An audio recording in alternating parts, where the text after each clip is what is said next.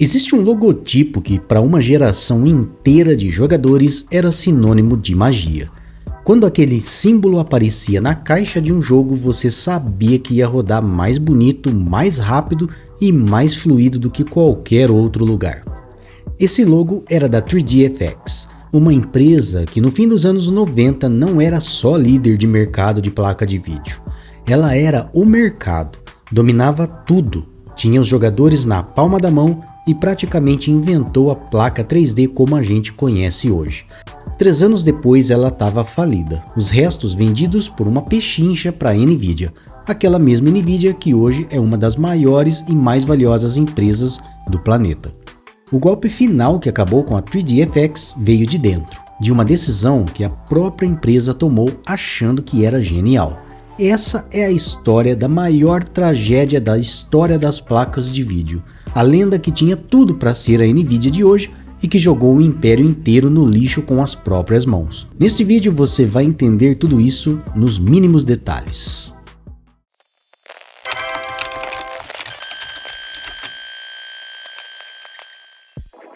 Para entender o tamanho do que a 3DFX fez, você precisa lembrar como era jogar no PC antes dela. Era feio. Os gráficos 3D eram calculados no sufoco pelo processador principal do computador, que não era feito para isso. O resultado eram jogos travados, texturas borradas e uma sensação geral de que aquilo era uma experiência científica, não diversão. O PC era a máquina do trabalho e da planilha. Quem queria jogo de verdade tinha videogame. Foi esse mundo que 3 engenheiros resolveram virar de cabeça para baixo. Eles vinham da Silicon Graphics, uma empresa famosa por fazer computadores gráficos caríssimos, do tipo que renderizava os dinossauros de Jurassic Park. E tiveram uma ideia: e se a gente pegasse esse poder gráfico absurdo e colocasse numa placa que qualquer pessoa pudesse botar no PC de casa? Em agosto de 94 nasceu a 3DFX. Em 96, a 3DFX lançou a Voodoo Graphics e o mundo dos games nunca mais foi o mesmo. Era uma placa estranha, quase teimosa. Ela só fazia 3D, nada de 2D, nada de mostrar a área de trabalho do Windows. Você tinha que manter a sua placa de vídeo normal para tarefas comuns e a Voodoo entrava em ação só quando o jogo 3D começava, ligada a outra por um cabinho. Parecia gambiarra, mas o que aparecia na tela era de outro planeta. De repente os jogos tinham água transparente, luz suaves, texturas nítidas, movimento fluido. E teve um jogo que provou tudo isso para o mundo, o Quake. Quem jogou Quake numa Voodoo pela primeira vez nunca esquece todos aqueles efeitos de luzes, sombras e texturas polidas. A 3DFX ainda fez uma jogada de mestre. Criou uma linguagem própria, o Glide, que os criadores de jogos usavam para tirar o máximo da Voodoo. Isso quer dizer que os melhores jogos da época eram feitos pensando na placa dela primeiro. Aquele logo 3DFX na caixa do jogo virou um selo de qualidade. Se tinha o símbolo, era bom. Era o carimbo da experiência definitiva. E o resultado foi domínio total. Em 97, no auge, estima-se que as placas Voodoo tinham algo perto de 85% do mercado de jogos 3D. Não era liderança, era praticamente um monopólio. Em 98, a empresa dobrou a aposta com a Voodoo 2 e inventou mais uma coisa que existe até hoje: colocar 2 placas de vídeo trabalhando juntas no mesmo PC para dobrar o desempenho. Os jogadores mais abastados montavam máquinas com 2 Voodoo 2 e tinham o computador mais poderoso do quarteirão. A 3DFX era a rainha adorada, imitada, desejada. Ter uma Voodoo era fazer parte de um clube. E não era só o consumidor que amava. Os próprios criadores de jogos tratavam a 3DFX como parceira preferida, otimizavam seus lançamentos para ela primeiro e estampavam aquele logo com orgulho. A palavra Voodoo virou gíria dentro do hobby. Quando alguém dizia que tinha uma, os outros já sabiam que aquele PC era coisa séria. Poucas marcas de hardware na história inteira geraram esse tipo de paixão. A 3DFX não vendia placa, vendia identidade. Era o tipo de lealdade que o dinheiro nenhum compra e que, uma vez perdida, não volta. Parecia impossível que alguém tirasse aquela coroa. E na verdade ninguém tirou. A 3DFX entregou a coroa sozinha. É aqui que a história vira uma tragédia. E o erro fatal, olhando de fora, parecia até uma decisão inteligente. Até 98, a 3DFX fazia uma coisa só, os chips. Ela vendia esses chips para várias outras empresas, Diamond, STB e outras. E essas empresas montavam as placas, colocavam a própria marca e vendiam nas lojas. Aí, em 98, a 3DFX decidiu comprar a STB, uma dessas fabricantes de placa, para passar a fazer as próprias placas do começo ao fim. A lógica parecia boa até. Controlar tudo, ficar com todo o lucro, não depender de ninguém. No papel parecia amadurecimento. Na prática, foi um tiro no próprio pé. Porque no instante em que a 3DFX virou fabricante de placas, ela virou concorrente direta dos parceiros que a tinham construído. A Diamond e as outras se sentiram traídas e com razão. De uma hora para outra, quem ajudou a espalhar a Voodoo estava competindo com ela. E esses parceiros abandonados foram fazer o quê? Foram bater na porta da concorrência. Foram oferecer os produtos da ATI, da Matrox e principalmente de uma empresa jovem e faminta chamada NVIDIA. A 3DFX com as próprias mãos entregou seu exército inteiro para o inimigo.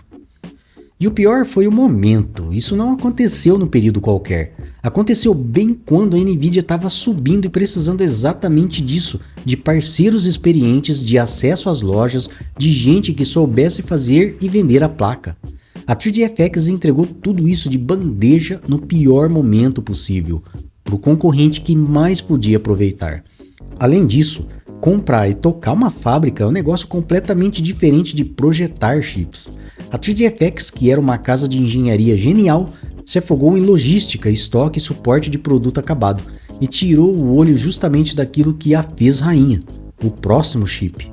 E a NVIDIA não desperdiçou de jeito nenhum o presente. Ela fez exatamente o que a 3DFX tinha parado de fazer. Vendeu chips para todo mundo, deixou os parceiros felizes e correu no desenvolvimento como louca, lançando placa nova numa velocidade que a 3DFX não conseguia acompanhar. Pior, a NVIDIA deu um salto técnico que deixou a 3DFX para trás. No fim de 99 lançou a GeForce 256, que ela chamou de a primeira GPU do mundo, uma placa que fazia sozinha cálculos gráficos que antes sobrecarregavam o processador.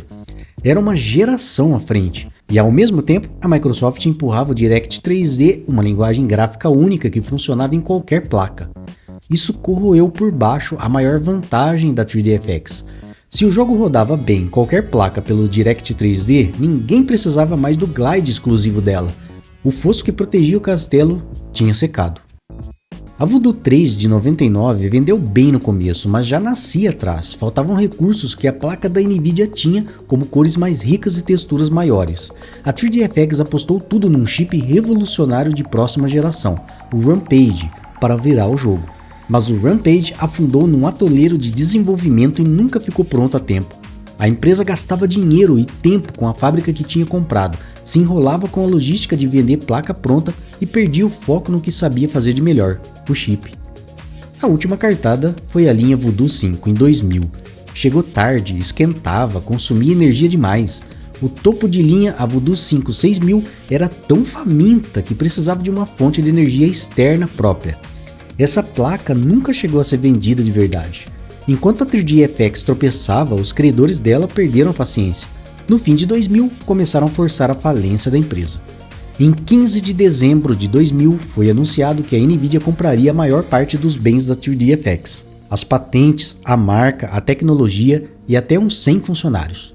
A empresa que tinha inventado o mercado foi comprada de saldo pela empresa que ela mesma alimentou de talentos e de parceiros. O suporte aos produtos acabou em fevereiro de 2001 e em 15 de outubro de 2002 a 3DFX assinou a certidão de óbito oficial. Entrou com um pedido de falência. A rainha das placas 3D, adorada por milhões, dona de quase todo o mercado poucos anos antes, morreu engolida pelo rival.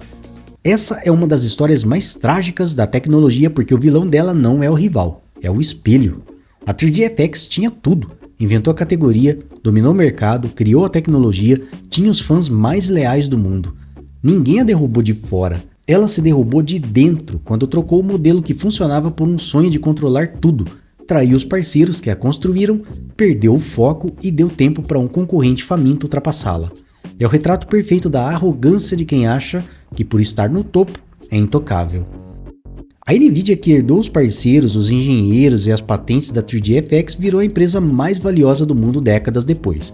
Todo aquele potencial que a 3DFX jogou fora não sumiu, ele mudou de dono. Quando você olha uma placa da Nvidia hoje movendo o mundo inteiro dos games, a inteligência artificial tem um pedacinho invisível da velha 3DFX ali dentro.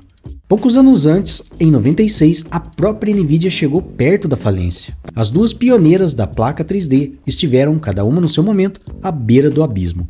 Podia ter sido a 3DFX a sobreviver e dominar o mundo da inteligência artificial hoje. Podia ser o logotipo da 3DFX nos data centers do planeta inteiro. Não foi. E a diferença não foi sorte nem um golpe do rival. Foi uma escolha. A escolha que a 3DFX tomou sozinha achando que era a mais esperta da sala. No fim, a Voodoo é a prova de uma lição dura. No mundo da tecnologia, quem te derruba quase nunca é o gigante lá fora. Pode ser, muitas vezes, a decisão errada que você toma achando que é a mais esperta de todas. Se você gosta de conteúdos nostálgicos, principalmente dos anos 90 e 2000 relacionados à informática e tecnologia, se inscreva neste canal, dê uma olhada nos outros vídeos e nos vemos no próximo vídeo desse canal. Até lá, tchau!